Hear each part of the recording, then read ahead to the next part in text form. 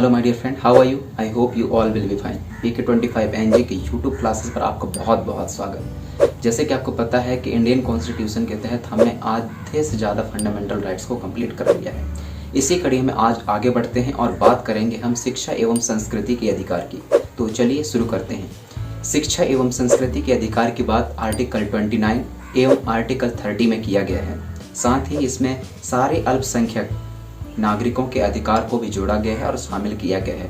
हमारे भारतीय संविधान में कहीं भी अल्पसंख्यक जैसे शब्द उल्लेखित नहीं, किसी भी अनुच्छेद में नहीं है। इस अल्पसंख्यक के संदर्भ में सुप्रीम कोर्ट ने कहा कि ऐसे जाति, धर्म या वर्ग के लोग जिनकी संख्या 50% से कम हो, वो सारे लोग अल्पसंख्यक की श्रेणी में आएंगे।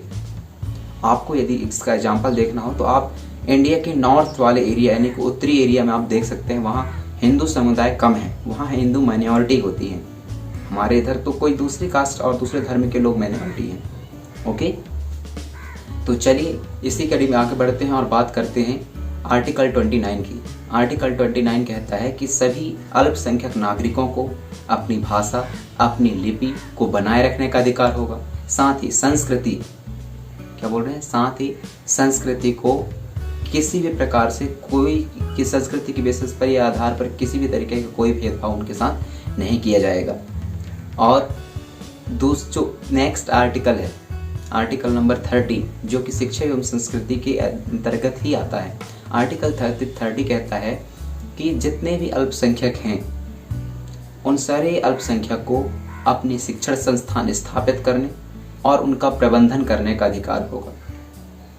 और इसी को आधार मानते हुए जो मदरसा होते हैं, इस्लामिक स्कूल या शिक्षण संस्थान, वहाँ इस्लामिक शिक्षा दी जाती है।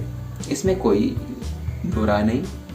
और आपको पता है कि इससे पहले वाले जो हम फंडामेंटल राइट्स पढ़ रहे थे धार्मिक स्वतंत्रता के अधिकार के तहत, तो उसमें हमने बताया था कि राष्ट्रगान के ऊपर विवाद उठी थी। यूपी का मामला था।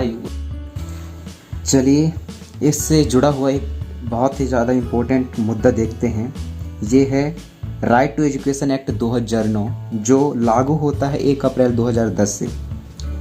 इस पॉलिसी के तहत कहा गया कि कोई भी सरकारी या गैर सरकारी शिक्षण संस्थानों में जो 25% का रिजर्वेशन है, वह समाज के दुर्लभ वर्ग यानी कि weaker section of the society के लोगों के बच्चों के लिए आरक्षित रहेंगे। लेकिन अल्पसंख्यक शिक्षण संस्थानों पर ये जो 25% का आंकड़ा है रिजर्वेशन देने का, वह लागू नहीं होता, क्योंकि आर्टिकल 30 उनको विशेष प्रावधान देता है उनको सुरक्षित रखने का।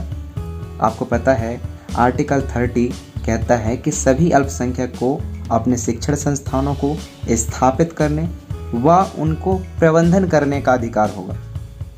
और इसी वजह से तो मैंने कहा कि जो उसका उदाहरण देख रहे थे हम, तो देखे हमने कि मदरसा में जो इस्लामिक शिक्षा दी जाती है वह इसी आर्टिकल 30 को आधार मान करके दी जाती है।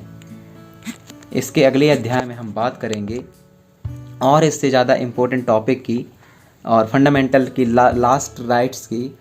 तो बने रहिए, मिलते हैं नेक्स्ट वीडियो में। धन्यवाद।